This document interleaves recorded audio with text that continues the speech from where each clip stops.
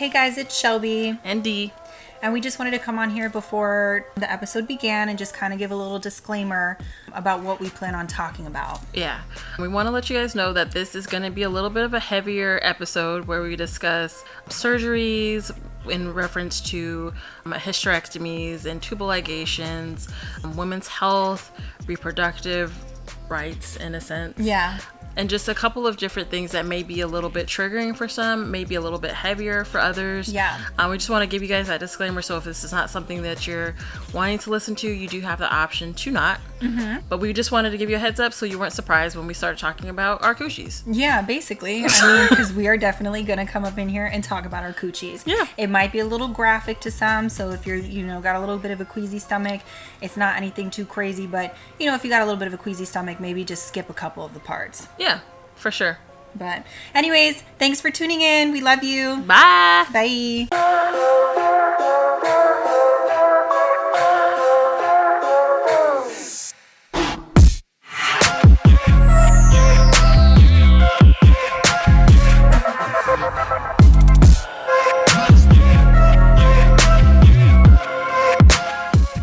Hey y'all. This is Dee. This is Shelby. And we're from Bitch Please. So we are back this week for Yes, episode number 4. Super excited.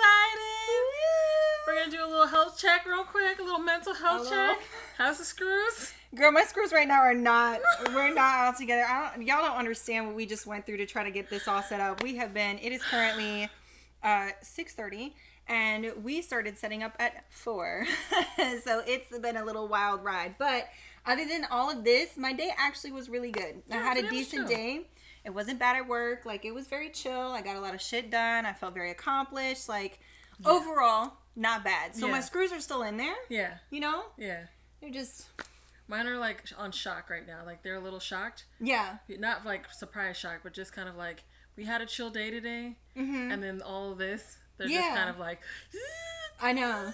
It's a little short wiring. Yeah. Yes. Thanks. I feel a little short wired. Yeah. Same. But let's take a deep breath.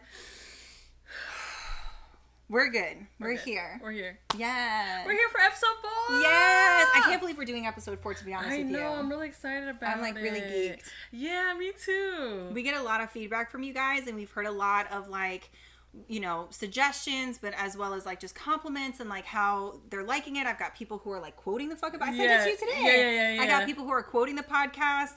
It's just really cool. It is really cool. We're enjoying ourselves, and we're excited that you guys are actually enjoying listening to us. Yes. So this is very cool for us. Very cool. Very exciting. Yeah. Okay. All right. So I wanted to start off talking about. We're going to talk about something a little heavier today. Yeah, a little heavier. The main topic today, we're going to talk about just kind of women reproduction and just kind of how we've been dodging the semen demons for the last however many years. Yeah. And kind of what solidified that for us. But no, I wanted to mention Gypsy Rose Blanchard. Yes, girl. Because that bitch got out of jail. Yes. Okay? If nobody knows, if you guys don't know who that is, homegirl went through crazy abuse from her mom. Her mother had something called Munchausen's by proxy. Mm-hmm. And did all sorts of crazy stuff. Anyways, she ended up killing her moms. Well, she helped facilitate killing her mom. I think somebody else did. Anyways, it was a whole big thing. Anyways, homegirl's been in jail for 8 years. And I've been super geeked following her on Instagram and all that, because she is living her best life. Right. She's married. She's writing a book. She's doing all sorts of shit. And I'm just there's a docuseries. There's another docuseries coming out. I think it's on Lifetime or something like that, which I will 100% tune in to watch. I will watch her. Yeah. She's such an inspiration. She's an inspiration. Her life was fucked, and now it's not. Yeah, it's crazy how wild her life was for a good chunk of her life. No, for sure. For her to be so young too. Yeah, they did her dirty as fuck, putting her in jail because she went through some wild shit. She did. Some wild shit, and all the doctors that literally signed off on all of the things that her mom had her do. Yeah. Homegirl never had cancer, but was somehow getting chemo and stuff like that because her mom convinced the doctors that it was a thing. Anyways, it was wild. So if you don't know who she is, please check her out. Please look it up. Because it's cool as fuck. I don't understand how the doctors got away with doing the stuff that they did. I have no idea. And several doctors. Yeah, how was there no medical malpractice? Right? How was there none of of that. Maybe there was, and they just settled it out of court. Oh, maybe. Because sometimes that just is hush-hush. Yeah, that's true, especially because they're doctors. Yeah. So that might be the case. I sure hope so. I hope Homegirl came out of jail with lots of money. I hope that Homegirl is living her best. Like, she looks like she's living her freaking best. She really does. But I want her to either, like, go complete, like, coochie out on the internet. 100%. That's what I'm waiting for. Or, like, going back to school and she gets her PhD or Psych D in something, like, but I want all of it. I want her to have a moment. Stay out of jail. But, like, do your thing, girl. But Enjoy, live. I want crazy, like, Paris Hilton, Lindsay Lohan, Britney Spears type coochie out shit. Like, that's what I want. That's what I want. But then having them nip slips. But then I also want bitch to go out and go get her PhD. Yeah, do little motivational speaking and like little events and just talking to folks and just really telling her story. I mean, her story's been shared a lot, but like her own like recollection of it would be very interesting. I know she has her book and her docu-series and stuff like that, but I just want her to live her best. I do too. Coochie out. Coochie out. Okay. Coochie out. Okay. Speaking of coochies, I'm just like... And then we roll into the next segment. So speaking of coochies. Yes. Deidre and I, we don't have any children. Neither one of us plan to have any children at this current moment. But we also have either had to go through a surgery or have chosen to go through a surgery, which completely negates having children. The possibility of actually carrying children. Exactly. Correct. Exactly. So, do you want to start or you want me to start? Go for it. Yeah, go for it. So, I always knew that I didn't want to have kids. I think there was a point in my life where I was like, okay, I kind of maybe possibly like the idea of having kids. Of course, this was when I was like crazy drinking. So, I think it was like when I was, in the middle of like my alcoholism, and I was like, I want like a whole like Brady Bunch type shit. Oh, girl. Like I wanted a whole table full of kids. But I think like after going to therapy and stuff like that, I realized I just didn't want to be alone. That was the whole intention of me wanting to have children, not the actual nurturing part, which is not, don't get me wrong, I'm a nurturer, but like I'm not. No, that's fair. I'm just not, kids don't do it for me. Yeah. I actually don't like most of them. I mean, that's fair. I really don't. I'm sorry. I'll try. If I ever meet you in person, I will try to like your kid. But most of the time, I will not. It's the snots and the boogers and the coughing in your mouth while they're trying to kiss you. Ugh, I can't. I love my nieces and nephews, but even then, I will hand them back immediately to their parents. But anyway, so when I that's fair. I'm just being real. So anyways, when I was married, me and my ex-husband, we thought about having children. And I was on birth control for like a majority of that time. And when I was on birth control fucked me up. I was super depressive because it was constantly switching. They would be like, oh, this birth control is no longer out. Here's a new one. Insurance doesn't cover it. Exactly. Or whatever. Or some sort of bullshit. So I would be like, I would end up having to switch. And then I would go through like a crazy depressive episode.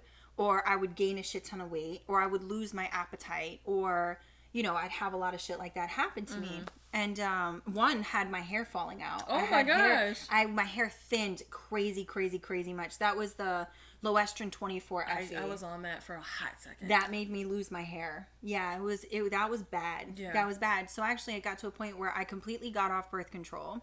We tried to practice safe sex, At the time, he was my husband. Shit happens. At the time, he was my husband, and I was like, I just don't like condoms. I just don't want to use them. They irritated me too. Like, I always got like a crazy reaction. So anyways, got the IUD and was like super thrilled about it. But they don't give you any sort of pain medication. They give you no anesthetic. They give you none of that. My doctor was kind enough to give me something to kind of relax my cervix so that it can go in, and she gave me a Valium. But it was so excruciatingly painful, I passed out. Oh my gosh. I passed out in the middle. And of course I made my ex-husband go with me because I was like, you're going to see what I have to go through to make sure we don't have no kids. Yeah. You're going to be here. Yeah. Yeah, I passed the fuck out. That's wild. I passed out because they literally have to go into your cervix, into your uterus, and put it in so that it pops open. Yes. And I was not dilated or anything, so that shit was like closed. closed. It was excruciating. So I ended up getting that done, and luckily that was like 5 years, and that in itself is a risk because like most women can get infections, they can have blood clots, they can have all sorts of, I've heard horror stories. Right. Horror stories of women who have had to deal with that. So anyways, I got that done, and then probably towards the end, when my 5-year mark was coming up, we really just didn't want to have kids. So I got a tubal ligation. I got my, essentially, the old school saying is like tubes tied. Yeah. But what they do now, instead of actually just like, originally they would just cut the tubes. Yeah. If anybody does not like anything, if this sounds too graphic, please just skip ahead. Yeah. But this is what we're talking about today. So essentially they just cut the tubes at the time, and then they would like suture the ends of the tubes. Right. Well, that wasn't always like 100%. Right. Some people were still having babies because those tubes were opening back up and the eggs were floating in. Anyways, so I got something. Imagine. Could you imagine going through that? Because I'm telling you, recovery process in that was fucking hell. It was hell. So, for me, they actually completely removed my tubes. So a tubal ligation is where they take your tubes out completely. They sew up where your tubes were on your uterus. I still have my ovaries, so I still get all of my hormones and stuff like that. I didn't hit early menopause, whatever. But your girl also got another IUD put in while I was under. Oh. Mm-hmm. Oh, I didn't know that. Yeah, I got another IUD put in while I was under because the IUD stopped my periods. I haven't had a period.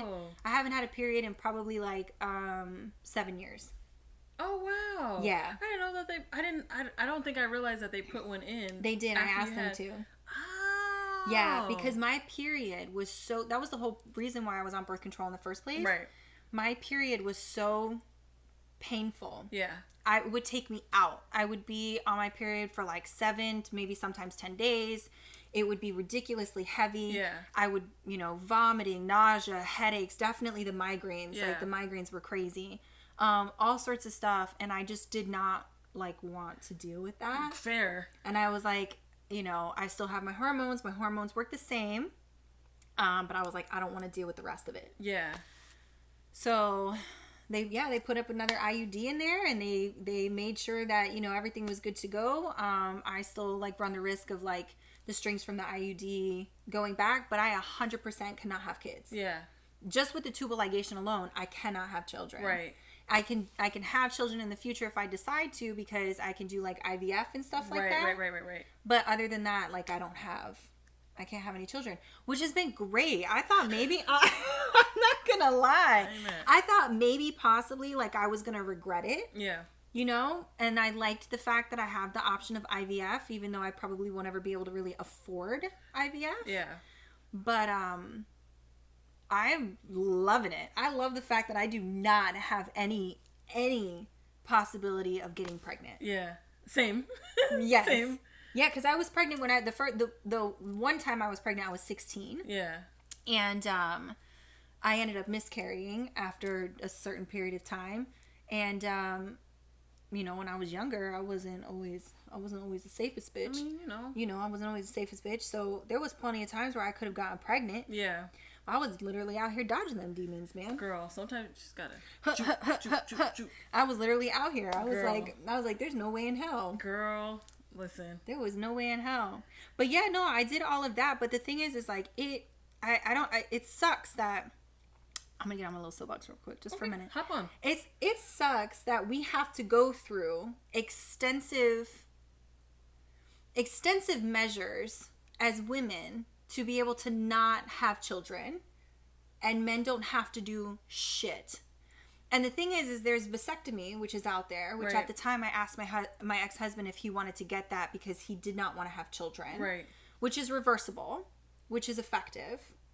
And he was like, I don't want anybody to touch my balls. So, and short downtime as well. Sure. You don't even have to go under anesthetic. Yeah, super short downtime. Yeah. You don't have to go to any other state. They literally just put a little bit of local anesthetic there. Boom, boom, boom. Do it in-house. You go home. You ice your balls. You're done. Literally, that's what it is. That is what it is. Nope. I had to go underneath the knife. I had to be cut open. I had to have them remove things from my body. Recovery time was absolutely crazy. I was in hellish pain. not from the surgery, but from what they do is they pump you full of air. Yeah. Because everything in there is so... How gassy were you afterwards? Girl, I had pain in my lungs. Yeah. I had pain in my shoulders. And Yeah. she told me, she was like, you're going to have pain. Yeah. I had pain in my shoulders. I had pain in my chest. I thought I was having a heart attack at one point. Yeah. I mean, it was bad. It was so bad. Yeah. And it was just like, you know, I went through it with that. And, you know, as y'all know, I've been sober, so I did not want to take any of the pain medication. Understandable. I did not want to take any of it. They offered me Percocet. I took one of the Percocets, and then I was like, I can't do that again. Like, I just don't. It didn't do it for me anyways. The pain was still there, so I was like, it's useless. Yeah. It's harsh. Useless. It can be really harsh, and they're easy to, like, Exactly. get addicted to. I got super nervous about even taking one, and it was just like a whole thing. Yeah. But yeah, I just find it to be so crazy that women have to go through, you know, jump through hoops. I mean, and there were doctors out there who were like, luckily I had a really good doctor, but there were doctors out there that were like, well, does your husband know? Because your husband signed off on this. Do you have any kids already? Meanwhile, I'm 20. No. I was 30 when I got it done.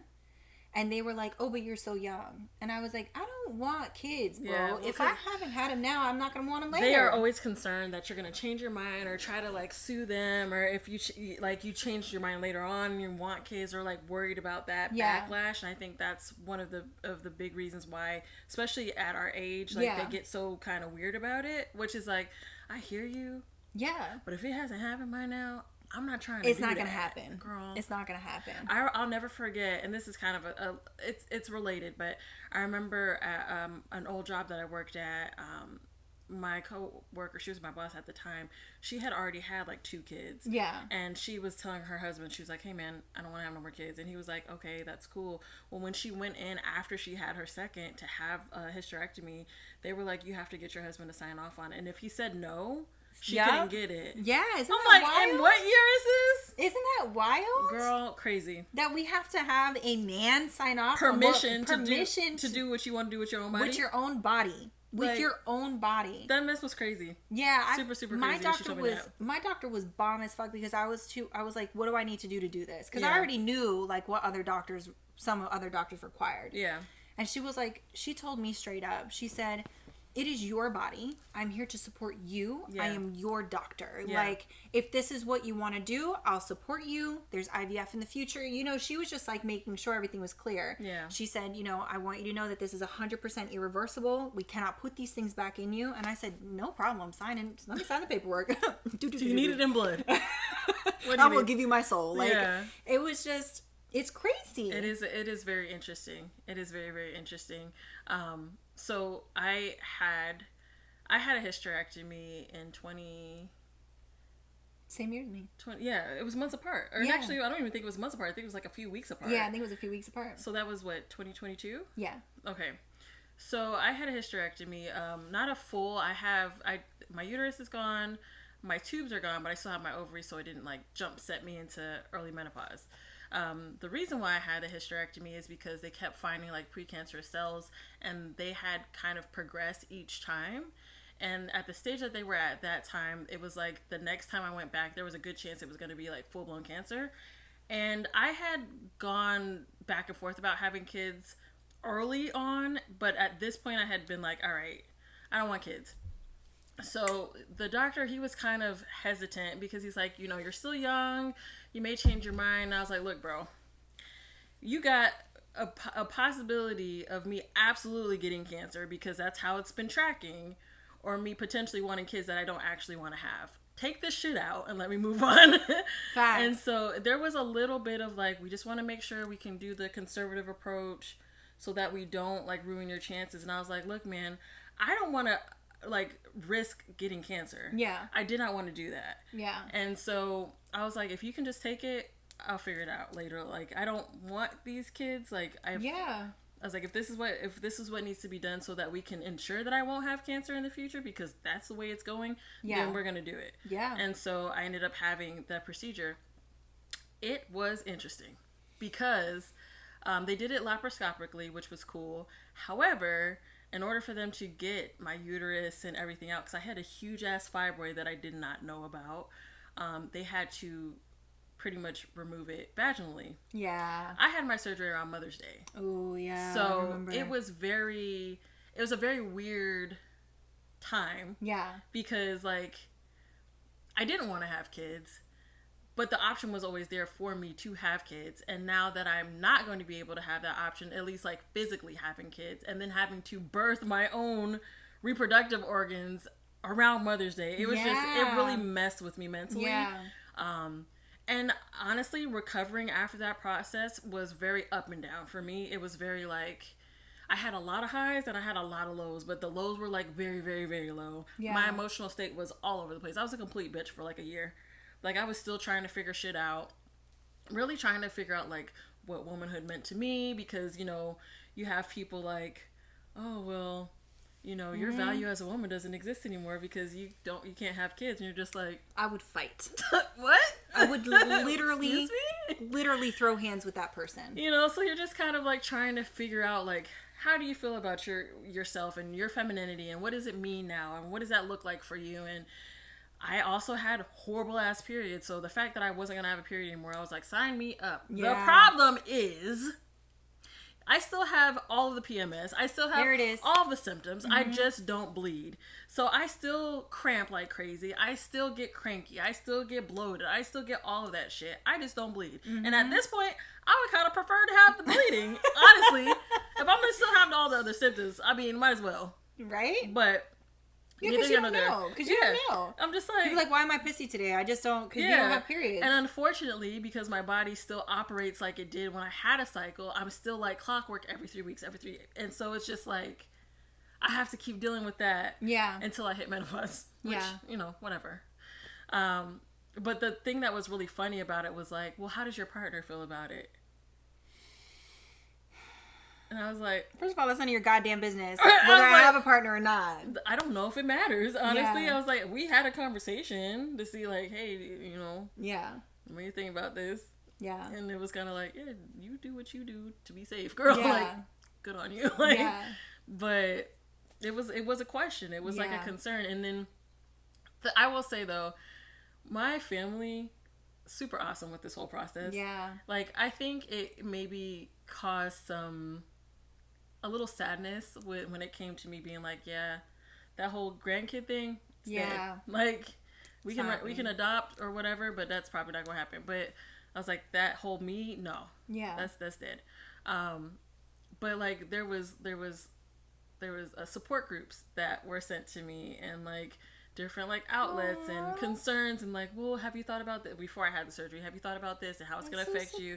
It was the main concern was, and it was so funny, the main concern was how my body was going to react after I had the surgery. Yeah. Because I'm still fairly young. Yeah. And there was a concern that, like, even though they're my parents, yeah, it was like, you know, is it going to affect you, like, in your day-to-day life when it comes to dating? Is it going to affect you when it comes to like sexual things? Like, how are you going to feel about it? Because, you know, you hear about older people having those hysterectomies and their like sex drive dies. Yeah. They like dry up. Yeah. I did some research. I was like, I'm gonna be fine. Yeah. I'll be all right. In fact, it's probably been worse because I'm like, I want it now. It's fine.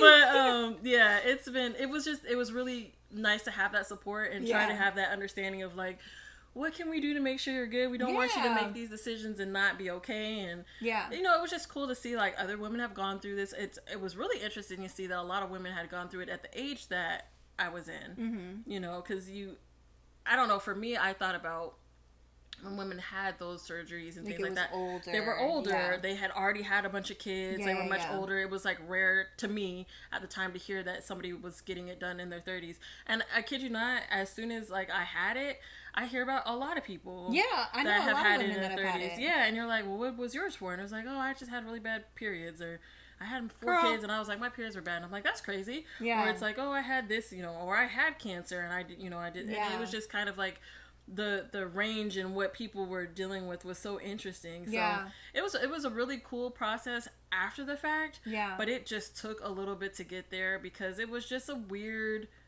thing. Yeah. Like, again, being able to do it and not wanting it and not being able to at all. Yeah, that choice is taken. Yeah, and it's like, well, I mean, which is, it sounds so stupid because it wasn't something that I wanted at this point anyway. Yeah. But the fact that I couldn't physically, like, kind of threw me off a little bit. Yeah, because I don't think it's not about, like, the fact of whether or not you can have kids. It's the fact that that choice is now gone. Yeah, like, it has nothing to do with the kids. Yeah. It's just, the choice is gone. Yeah. It's taken from you. Yeah, and it made it weird. Yeah. But also, like, girl, why are you tripping? Because you don't want that no way. Yeah, but still, sometimes, like, I can understand that because I feel like for me, if I didn't have the option for IVF, even though I know 100% I don't want children. Yeah. But if that option was fully taken from me, I would have probably felt the same way. Yeah. Because it was like, well, now I don't have the choice. So what if I do change my mind? It's always that, like, for me, the scariness of, like, what if? Yeah. What if it's different? What if in like 10 years I meet somebody and I'm like, no, this is the person. You know what I mean? But like at the end of the day, you don't want to have babies. Yeah. And that's where it was at. Yeah, no, so I get it. It was, and the cool thing too is like, it was so sweet because a few of my friends were like, if you ever need me to carry your kid, like if you want to give me some eggs, and I was like, that's cute, and I appreciate that a lot. That's so cute. I don't want them. But thank you so much. Like, I think you would have had some fucking really beautiful babies. They would be super cute. But the patience that I do not have. Look at that face. I don't know. I feel like it takes a very special type of person to be a parent. I really don't understand how a lot of these people out here having kids. I'm just being real. I'm sorry. That's real. I'm just being real. I just don't understand how a lot of these people out here having kids. I don't think it was for me. Yeah. And I still feel that to this day. Like, 100%. I'll be auntie. I'll be the auntie. Yes, because I can give them back at the end of the day. I'll do all that, but you can take your little semen demons right back. Semen demons. You can just take them back. But yeah, it was an interesting time, but I am grateful for it. I'm grateful for the experience, honestly, because I feel like, I don't know, for me, I feel like I got more in tune with myself. Yeah. Following that, even though I still have like the cramps and things like that, I don't feel like it consumes me as much as it had before. Yeah. Because I was horribly anemic. Yeah. So that was the other thing. So like a lot of people get on birth control to help their cycles. I got on birth control and it made my cycle worse. Yeah. By a lot. So I stopped taking birth control in my early 20s. I was like, absolutely not. I'm not doing this. I'd switched a couple times. Not for me. Yeah. Not for me at all. And I was like, if I get pregnant, I get pregnant. I've heard that happen to a lot of people. Yeah, it was bad. Yeah. So it was just kind of like grateful. It happened one time, miscarried, and that was that on that. Yep. And so grateful every day. Yep. Right? Same. Every day. Same. I wake up in the morning and I just think about like, what if, you know, I had a little me running up in here and being like, mommy, give me food. I'd be like, get the fuck out my face. Like, I can't even, sorry. I know I probably sound like a bitch, which I am, but I can't even deal with my dogs sometimes. Yeah. Like, I can't. I don't have the patience for it. Like, I like my peace. I like my quiet. I like, you know, I like being able to come home and focusing on me and taking care of me and what I want to do for me. Yeah. I do not want to have to come home and take care of another person. Yeah. No, that's fair. So. That's fair. I understand. Yeah. It's yeah. Yeah. That's wild. Yeah. That's wild. So it was tough for you after? It like, was really tough. Emotionally, it was probably a little bit harder than I expected it to be. Yeah. I don't think I thought about it. Like, don't get me wrong. I thought about the decision to get it done. It was a short time frame. Yeah. So, but I thought about it and I felt good in my, you know, choice. Yeah. After the fact, I think between the pain and just like the emotional part of it, it was just so much. It was a little bit overwhelming at times because I just didn't know how to handle it. Yeah. And it was weird. And then I started thinking about stuff like the fact that it was around Mother's Day. Like my mom came here to help me. Yeah. When I had the surgery. And I know I was like, hey mom, happy Mother's Day. As we're like trying to help me recover from having this. Yeah. You know, it was painful. Yeah. Super, super painful. I had a rough time laughing. Yeah. Which sucked. Oh, I know. I remember. Yeah. That really sucked. Yeah. And at the time I was living in a place that had stairs. Oh, right. Yeah. Oh, you were living in that townhouse. The townhouse, yeah. So that was really, really that was rough. Yeah. So it was just a combination of the physical pain and then the emotional part of it was just, and oddly enough, that's when I started going back to therapy because I had to now deal with another thing that I had not even considered. Yeah. I just never thought, honestly, I never thought in my 30s that that's where I would have been. Yeah, no, I get it. So I think having to like reprogram my mind into like, this is your new life now. Like, you gotta figure out how you manage this now. Yeah. That messed with me. Yeah. And I mean, I still have, actually, I can't even say I still have days. I actually don't have days anymore. I'd just be like, yeah, this is what it is. I'm cool with it. And I know, like, my family has been like, oh, like, what if, you meet somebody that wants to have kids? And I'm like, I'm probably not going to be interested. Yeah. I mean, at the end of the day, if you want kids, I'm not the person for you. Yeah. You should find somebody who's physically able to do so. Right. Right. So, I think it's pretty dope that your family was, like, really on board with it. Like, I love that. My family was pretty good with it. All of my family knew. Everybody supported my decision. My sister also has 5 kids. So, and my brother has 3 kids. So there's plenty of kids to go around if somebody needs, like, babies to hold or whatever the fuck y'all need. But it was just like, everybody was very supportive. Yeah. We did not tell my husband's family at the time. So I had to lie about what surgery I had went through, and which I did not like doing. I didn't like doing, but I think he didn't really want them to know, and I agreed with him on that. Okay. Because I know they would have wanted that. It doesn't really matter now because we're divorced. So, but yeah, so it, we didn't tell them because we didn't feel like it was going to be supported in any way. That's fair. So that was kind of hard because like I had to kind of dodge things and like dodge, questions about what happened in the surgery and so on and so forth. And, but yeah, I really just wanted to be open about it. I don't like hiding things. Yeah. I'm not a hider, because hiding things require work. They do, and you have to keep track. Yeah. And I don't like doing that. I don't like doing that at all. I'd rather just be straight up and you not like it and then we keep it moving. Right. But out of respect for him, I didn't say anything. Until now. Until right this second. Hi. So, yeah, I think that's crazy. But also, can we talk about the fact that like birth control isn't really tested on women like that? Yeah, so I feel like we're not professionals. No, I just want to say that we're not professionals. This is just things that we've read in articles and stuff like that. I feel like birth control, it can work for certain people, but everybody's cycle is so different. Yeah. And I think a lot of times when it comes to your cycle, a lot of doctors are just kind of like, that's just part of being a woman. I don't care if you got a male doctor. I don't care if you got a female doctor. Like, I feel like they're like, that's just part of being a woman, not realizing that there is some pretty different things in how each cycle operates. And so certain birth controls are just not going to cut it. Yeah. And I feel like, unfortunately, because I noticed that everybody starts kind of at the same spot. Yeah. Everybody takes that one that I was on, you were on, like everybody starts there. Everybody starts there. And then you kind of like move on to figure out what works for you and what doesn't. But in the meantime, you got to go through the ups and downs of your depression or weight gain or weight loss or hair loss or a period for 2 months or like, you know what I mean? Like, it's like, I don't feel like it's tested enough. I don't either. And the thing is like, you have to be on birth control for at least 3 months before you can even tell whether or not this is going to be a long-lasting side effect or not. Yeah. So you have to go through that and remind yourself, like, okay, this depressive episode is probably just going through this. And not only do you have to go through it when you're on birth control, for those who have, like, crazy reactions, but so do your family. Yeah. So does your partner. Yeah. So do whoever you're with. They have to also deal with that. Yeah. Which is like difficult in itself because they don't know. Yeah. They're just like, you wilding out. And I'm just like, my hormones are everywhere. I'm sorry. It's not my fault. I scream. But it's just like, actually, a lot of birth controls, from what I've read from certain articles, they don't test enough on women. Like, a lot of their testing cohort is like probably between like 10 to 20 people. Mm-hmm. Again, this is just what I've read. I'm not a fucking professional. But their test cohort is about like 10 to 20 people. And they don't test women who are on their menstrual cycle. Right. They test when you're off. Right. To see what it's going to be like. Right. And they don't take into account everybody has different hormonal levels. Yep. Everybody has different types of periods. Yep. Everybody has different types of uterus. Yeah. Like that.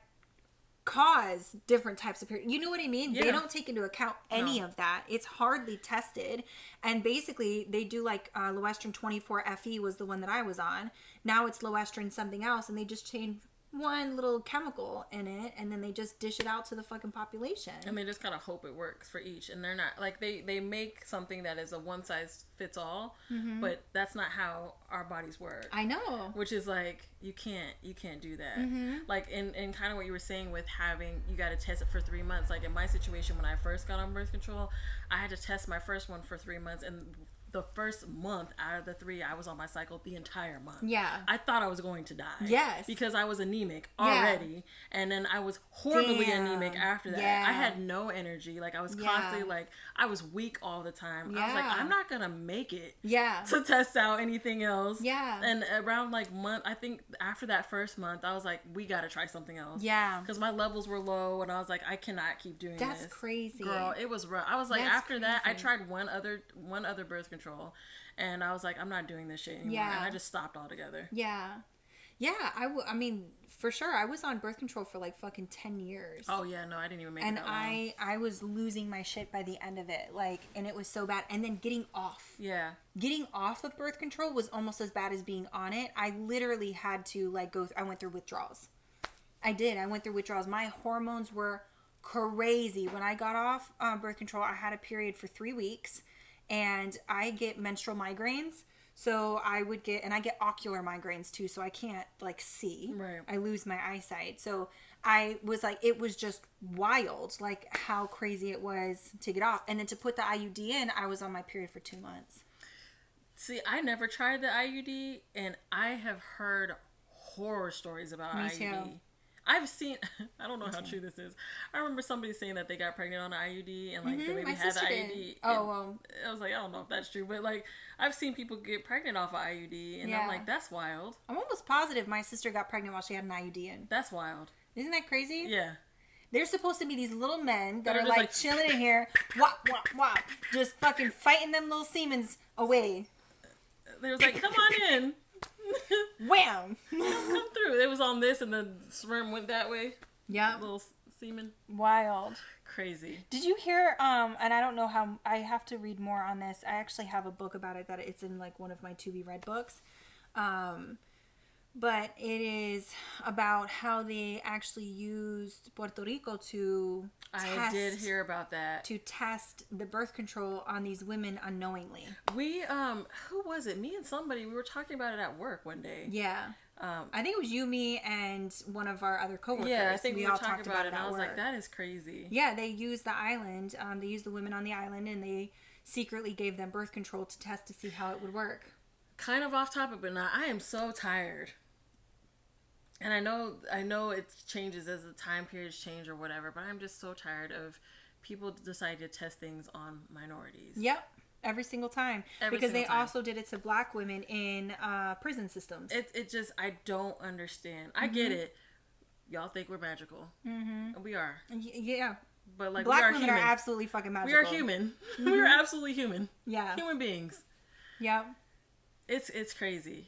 It's crazy, the things. And I just think about, like, just women's health care in general. Yeah. And how much stuff just was a test. Mm-hmm. And I'm just like, you know, going in to get a PAP is uncomfortable. It is extremely uncomfortable. And it's kind of cruel. It is. When you look at how, like, what's used It's and how it's set up. It's very vulnerable, too. It is. It's a very, like, this was a terrible thought process. I get it. I understand why you need to do this and all of that, but, like, the way that you go about it is just, it's rough. I had a vaginal ultrasound. Oh, yeah. I thought I was gonna die. Yeah. I literally felt like my coochie was on the ground, Yeah. inside out. Yeah. I was like, I don't know what I'm gonna do. Yeah. That was after you were. Yeah, that was after my right? hysterectomy. I had to go for some other stuff, and I literally got home and I just cried. Yeah. Because I was just like, what the fuck just happened? Yeah. I just felt like, I don't know. I just felt violated. I did. I felt violated. I was just like, oh my gosh. Yeah. No, I know. I've been there. I know. And it is pretty crazy. Like, you literally have to put your legs up on these fucking stirrups. You have to show your coochie to whoever's down there So you have to make sure you're comfortable with your coochie. You know what I mean? Because like some women are not. Some women are very self-conscious about it. But, I prefer a female doctor because you have the same organs as me. So you're going to be legit and tell me like, hey, this is going to hurt. Some male doctors, everybody's different, but some male doctors for me that I've experienced, they're like, you're going to feel some slight pressure. And then I feel excruciating pain. And they're like, well, you shouldn't be feeling pain. Okay, bitch, but I am. Right. So like, hello. So it's so funny because I actually go to a male doctor. I've gone to a male OB for a long time because my experiences with women OBs have been rough. Yeah. And it's been like, oh girl, this is just what we go through. Like, you should be fine. I'm like, no girl. Mm-mm. Like, no, it's not okay. And I feel like oddly enough, my OB, he's very like, he's very sensitive to understanding like what's going on, but he's also like, hey, like, this is what's gonna happen. Yeah. This is what you're gonna feel. He's like, I know this is not normal, but I just want you to understand. Like, he really makes sure that you're comfortable.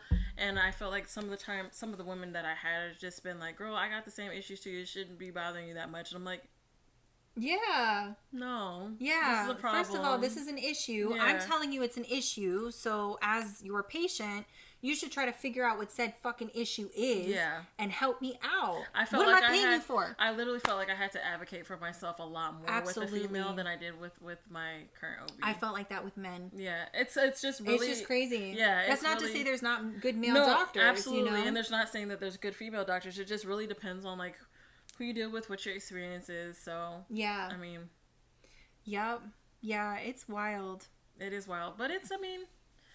It's a thing that exists. It is. And if you have women in your lives, or you have just people in your lives that are going through things with their reproductive, like, give them all the support they need. Yeah, give them all the love and care. They really do. This shit is not easy. Mm-mm. Like, our chemicals we're imbalanced. Our hormones are all over the place. It's wild that we don't commit more crimes during the time of the month, honestly. Girl, the fact that women actually don't commit violent crimes as much as men do, and we would know, we work in the field, they don't commit violent crimes like men do. White cis men do. So that's that in itself is wild to me. Yeah.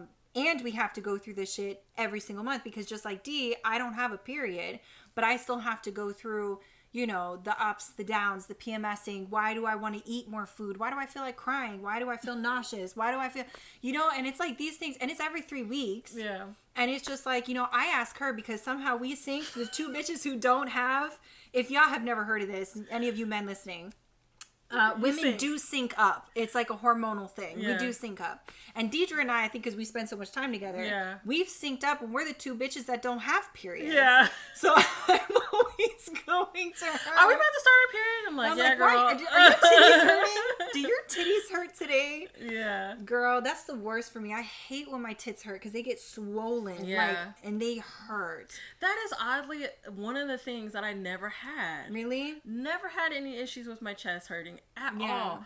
Cramps, back pain, bloating, all that, yes. But my titties never bothered me, not at all. I did get, so there's this thing, and this might be a TMI for y'all, but I'm gonna tell you anyway. You don't have to listen if you don't want to. Yep, you can keep it moving. You get period poops. You do. You absolutely. Poops. They are different than a regular poop. Yep. Period poops are the stankiest poops that you may ever experience in your life. And they hurt. They hurt. They hurt. They rough. They tough. And they don't give a fuck. They do not give a fuck. They are horrible. They're horrible. So bad. But you feel relief after you've had a period poop. But once you have so I used to have period poops at the beginning of my cycle. I'd be like, oh, I'm about to start my period because I just had a period poop. That's when I had mine. Yeah. But I also have one at the end. So I'd be like, damn, my period's about to be up. Had that period poop, and then I'd be straight. Yeah. That's what happened. Mine was always in the beginning. And then I would be constipated for like 3-4 days. Oh. I would be constipated for like a minute, and then I'd have my period poop, and I would be like, I'm going to start either today or tomorrow. Yeah. Like clockwork. Like clockwork. I don't really have that anymore. Thank the Lord. I do not have any more period poops. I don't have that. But I do get the crazy hormonal craziness. Yeah. I still get the migraine sometimes, not as much. Yeah. But yeah. It's weird. It is really weird. It's really weird how the body works. It is so fucking weird how it works for us.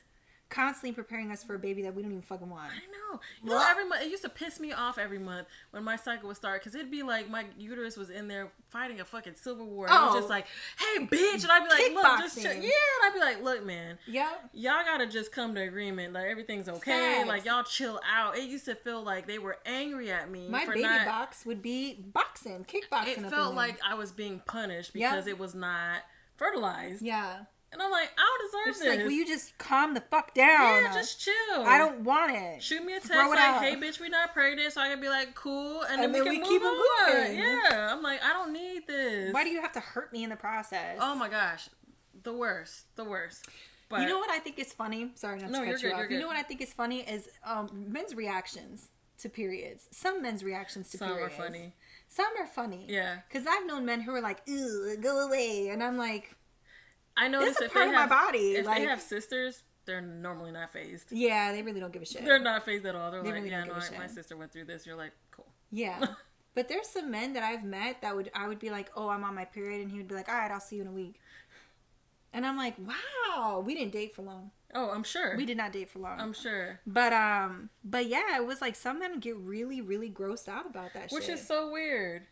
It's so weird because it's like, how are you grossed out about something that just happens to my body naturally? Yeah. I don't control this. Yeah, it's not like I'm sitting here asking for that shit. Yeah. I don't want to deal with this just as much as you don't want to deal with it, but support me. A little bit. A little bit. Give me a heating pad. Some and chocolate. And tacos. Tacos. Girl, tacos. Yes. Tacos was where it's at for me. Tacos was always where it's at for me. I always wanted soup. Really? I wanted grilled cheese sandwich and hot tomato soup. I just wanted tacos, nachos, hamburger. I just wanted anything that was going to be like fatty, that would make me like comfort food. Yeah. I just wanted comfort food. I didn't care how it came. I just wanted it. Yeah, well, do you know that we actually, during our periods, we burn like an extra 1,200 calories? Which is crazy because like... Which is why we're hungry as fuck. All the bloating, I'm like, you would think I gained... Like, cause I feel like I gained 10 pounds. Oh, I looked like I was pregnant. Girl. It used to work my nerves. I'm like, oh, it was so upsetting. But as soon as that period was over, I was like, look at me stomach. I know. I was small. Like, skinty, bitch. I know. That's when the little crop tops would come out and I'd be like, hey. But that would last for a total of 5 days. Right. And then the cycle would start beginning again. Right. It was the worst. It was the worst. It's the worst. But, okay, so question. Now that you've had your hysterectomy, what is like probably, I don't know, your favorite thing post? Like, do you have like a favorite thing post besides the not having kids part? Oh, well, that was it. That was it? That was it. Yeah. I like the fact that I don't have I like the fact that I do not bleed, because the fact that I was losing so much blood. Yeah. And I am anemic, that's been super helpful. Yeah. Because I can, like, I still kind of have my symptoms and I just probably need to take my iron. Yeah. But the fact that it's not as bad as it used to be is super helpful to me, because I noticed that my skin has started to clear back up a little bit more. Your skin looks good. It's cleared up a lot. I mean, I had that weird point, but that was for some other reason. But my skin's cleared up a lot more. I noticed I have a lot more energy. Yeah. I noticed that I just feel generally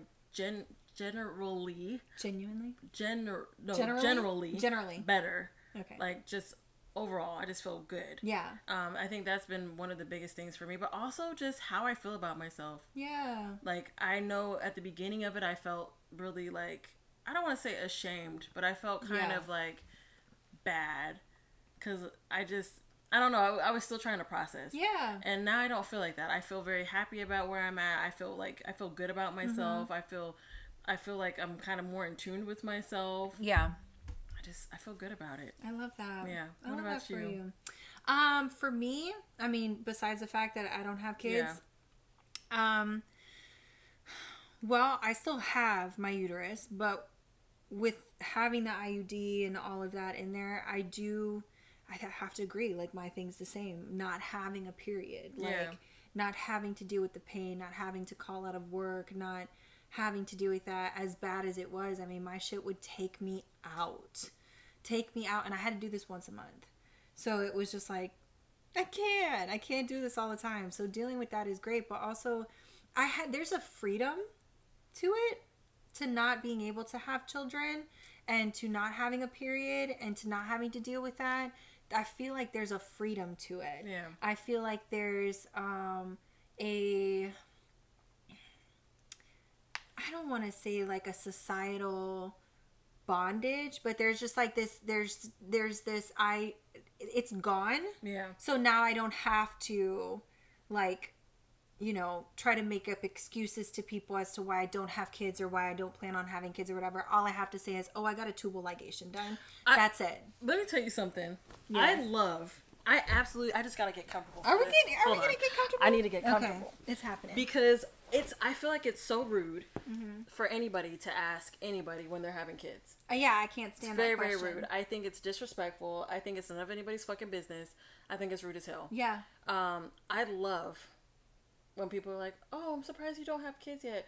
Or why don't you have kids yet? And I'm like, oh, I had a hysterectomy. Mm-hmm. They shut right up. Yeah. Nobody asks any questions after that. Nope. Yeah. Well, is everything okay? Yeah. Like, you don't get any of that. You get like a, oh, shit. And then they don't say anything. They don't, because then they feel bad. Yeah. Or I do something that is also my favorite, because it's also, I just like to fuck with people. I'm like, oh, I can't. Yeah. And then they go, oh my gosh, I'm so sorry. That's what I say. I love saying I can't. Oh, I can't. And some people will be like, I mean, you can. I'm like, I cannot physically. Yeah. I absolutely cannot physically physically. cannot. Yeah, I cannot do that. Yeah. So I like saying I can't. Yeah. Because also stop asking fucking questions. Yeah, don't fucking ask people. It is none of your damn business as to whether or not somebody's going to have babies. Yeah. And whether they're, and the thing that I fucking hate the most, to piggyback on what you're saying, is the fact that they're like, you're in your 30s. And I don't want babies. Yeah. I don't care to have children. It's the in your 30s, if you're married. Oh, yeah. People are rude as fuck for that. Rude as fuck. Like, I can't stand having that question asked. I think it's, I just think it's so rude. Yeah. It's like, why would you do that? Yeah. So, y'all, if you are any of those people that have ever asked anybody when they're going to have kids or why don't they have kids, mind your fucking business. Yeah, don't ask the question. Just leave them alone. It's very rude. You don't know what anybody's going through. Exactly. And that's the thing is, like, it's not, you know, it could be that they, you know, have gone through something traumatic, you know, like what you had to go through, you know, with cancer and stuff like that. Or it could just be something as simple as, like, I just wanted to get my tubes tied because I don't want to have children and I don't want to use fucking, you know, birth control for the rest of my life. Like, don't ask. It's none of your business, and leave people alone. Yeah. No, that's facts. Because people fail to realize, like, because anything can happen when it comes to your organs. Like, yeah. Everybody's different. Some people have situations where you have, like, a potential cancer scare. You just didn't want to have kids. You have people who just can't do it. Yeah. Like, and it's nothing wrong with them. It's nothing wrong with you. It's just, they just can't do it. So for you to ask that, you don't know what anybody's going through. It's just so wrong. Yeah. So leave that question alone. Yeah. Leave that shit alone. Yeah. Yeah, that's all I had to say. That's it. I had to get comfortable for that. Yeah. So I was in my feelings about it. Just get mad. Yeah, no, because I used to get that a lot. People used to look at me like I was a freaking alien. I know, same with me. Yeah, and I was like, I don't. So when are you guys gonna have babies? When are you popping out kids? Yeah. And it was never, you know what fucking pissed me off the most? It was never asked to my husband. It was always asked to me. Yeah. Nobody asked him ever. So when are you guys having kids? No, it was me being asked. So when are you popping out babies? Like, what your purpose here in life is only to have kids. To have babies. So get to it. Get to it. Like, your like, clock is ticking. Your clock is ticking. Like, You're just no. like, excuse me. No. I mean, I had a whole lot of reasons as to why I didn't want. Mainly, I just didn't want them. But having kids, like, there's a lot of health issues in my family, like a lot of genetic health issues and stuff. I just didn't want to pass that down. I didn't want a chance passing it down. Yeah. Genetics is like playing Russian roulette. Yeah. You don't know what the fuck you're gonna. You don't know what you're gonna give. No, that's fair. You know, that there was a lot of. fair. I had like a lot of hydrocephalic babies and stuff like that. It's just I also am just a selfish person. I just like. I just like to keep. That's okay. Peace. That is okay. That is okay. There's a billion reasons why I didn't want to have kids, and some of them were health related, which I later found out probably wouldn't have even been a factor. Yeah. But still, I was just kind of like, whatever. I mean, the fact that this ended up being kind of presented in the way that it was kind of like, well, yeah, you know, that's that on that. But I mean, we're here now. We're here. I'm happy about it. I feel life. fine about it. Mm-hmm. You know, I kind of understood my parents' concerns when they were like, you may never find anybody to be with. And it's like, first of all, you might be right. Yeah. But also, that's not the end all to be all. I think our generation and the generations to come, more and more are not wanting to have children. I agree. I think more and more are not wanting to have children. Inflation and everything else that's going on, it's just expensive. It is expensive. It is expensive. Just health insurance alone for yourself and for a kid, or to add a dependent, is stupid expensive. Yeah, no, it is. So that just that, housing and all of that, and clothing and food and the extra food. I mean, it's just expensive. Childcare, because you have to go to work. Yeah, you can't not. Exactly. So those of you that do have children, those of you Kudos. that are single mamas out there, or those of you that are moms with a man who ain't doing shit, or even with a man who is doing everything for you, dads. or single dads, like, good for you. Like, we support you, we love you, we're here for you. Kudos. Like, yeah, It's kudos. not easy. I can only imagine, because it's hard to do it. And with just my ass. Like, it's hard. It so is I hard. can only imagine. It's hard. And I can't even think about, like, after pregnancy, like the postpartum depression and possibilities. Anyways. Well, I just go to think about, sorry to cut you off. I think about the fact that not all companies allow you to have maternity time. Exactly. So you can't even be with your baby. Some companies won't let you be with your baby right after. No. It's most places, if you work in a place that has FMLA, you get 12 weeks off rip. But you only get 12 weeks for FMLA is unpaid. Yeah. If you work in a company that has short-term disability that allows you to be off of work for 6 or 8 weeks, depending on the type of delivery you have, yeah, that part is paid. But normally it's paid at 60%. Yeah. Unless you work for a company that's generous. That's the same with maternity leave. Yeah. It's like most maternity leave, you don't get your full paycheck. Yeah, you don't. And most companies don't. If they have a maternity leave, it's 6 or 8 weeks, and your FMLA would run concurrently with it. Yeah.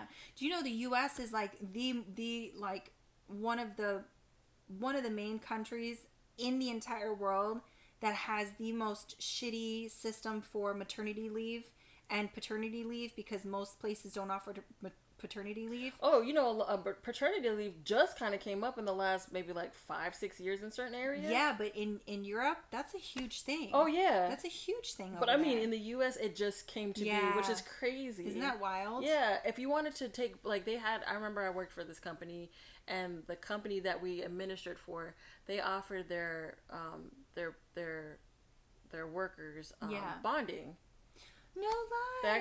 They actually had a paternity leave where you could take concurrently, or you can take it in pieces. Wow. Yeah, and then they allowed their moms to be out for 6 or 8 weeks, depending on the type of leave you had. Yeah. If there's any complications, you can be out longer. Yeah. But then they also gave you bonding time on top of that. That's beautiful. You don't get that with most companies. No, most companies you don't get that. With most companies, you barely get maternity leave. Yeah, and it's sad and it's crazy, because we unfortunately live in a place where you have to go back to work. Yeah. You cannot just not. Yeah. So it's like you have to go back after your time, whether you're recovered or not. Yeah. And sometimes you have complications, you might have to be out longer, but you may or may not be covered. Yeah. It's sad. Isn't that crazy? And to think about, like, because I know friends who had postpartum depression after, and then having to go right back to work. Like, postpartum depression can last like 2 to 3 years after. Like, it can last a while. Sometimes it can be as severe as to cause, like, mania and, like, all hallucinations and crazy stuff like that. I mean, it's pregnancy in itself is hard. Doing the delivery and everything else after that is ridiculously hard. Most women have to work throughout their pregnancy all the way up until the day, like, right before they are about to give birth. Like, and then you get 6 weeks of time to be with your kid, and then try to recover as well while not getting paid. Like, what the fuck is women's rights at? Girl. Like, girl, I be wanting to fight these people. Like, it's so upsetting. It's so upsetting what moms have to go through.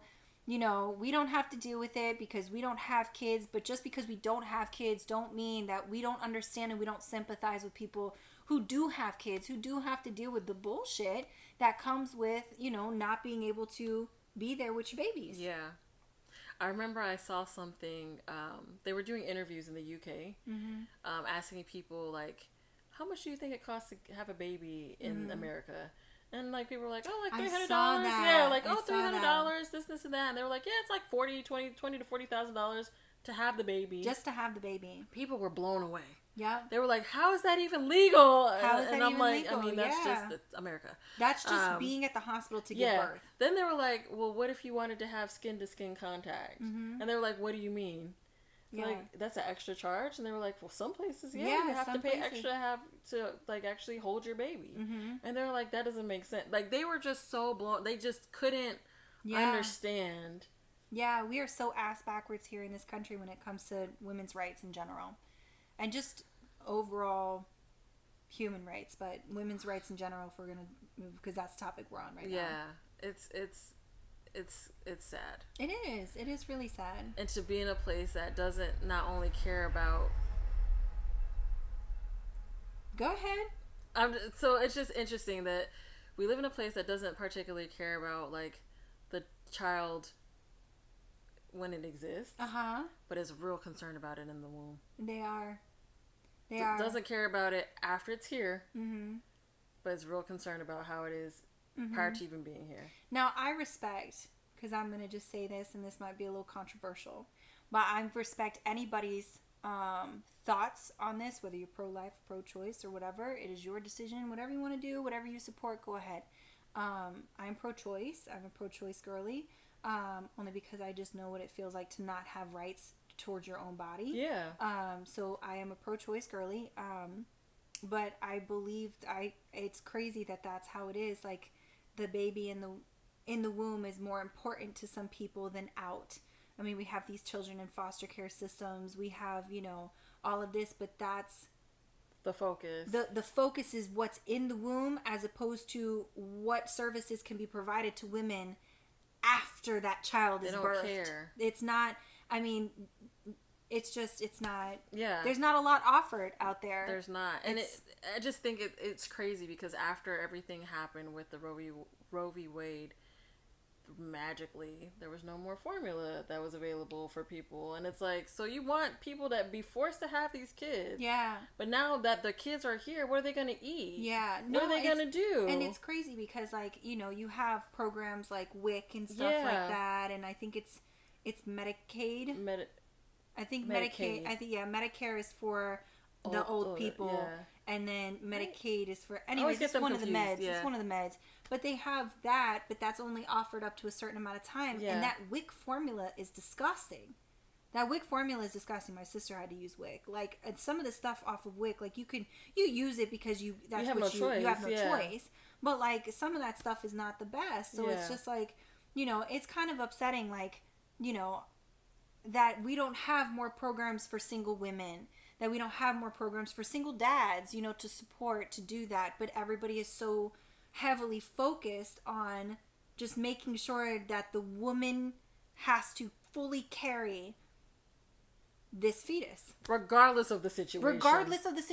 Whether or not it can harm her or harm the fetus. There's a lot of states that are out there that can, do that. Damn, I knew it was gonna be a heavy episode. I didn't mean for it to go here, but I was just thinking about it. Yeah, I was thinking about some of the other stuff, and I'm just like, yeah, man, this, like, it just kind of goes into it, and it really does. It's really unfortunate because it's like I'm with you. Like, I'm definitely pro-choice, and whatever you choose to do with your body is your 100%. Right. That's not my business. It's none of my business. It should be nobody's business. It should be nobody's business. And it's upsetting and it's frustrating that people feel the need to dictate what you choose to do with your body and how it pertains to you and your livelihood. Yeah, absolutely. I'm also the type of person that is like, sorry, I didn't mean to cut you off. Good. But I'm also the type of person that's like, even if you're pro-life, that's your choice to believe that.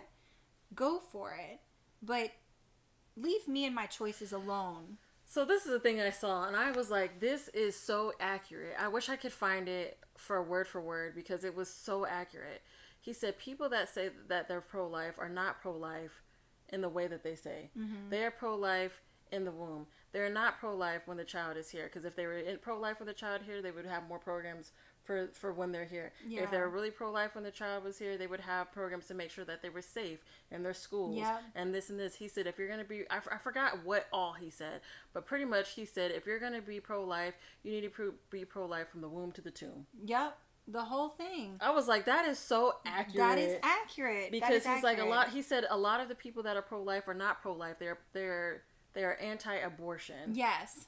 but they're not actually pro-life. But they're not actually pro-life. But that was a good point, because he's like, if you really were, there would be so many things in place to make sure that these people that are born and having to live on this earth would be taken care of. Yep. Safe. 100%.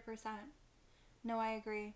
Damn. Sorry. That was really heavy. We really went in, and we appreciate you hanging around if you're still listening. If you're still listening, sorry. You homie. We really left. We went left. We went sideways. Did. We didn't have a whole lot of laughs and jokes in this one. That's okay. I mean, we're kind of trying to do, a mixture. It's going to be a mixture pot. We're going to be talking about some serious stuff, and then we're going to have some that are really light and fluffy.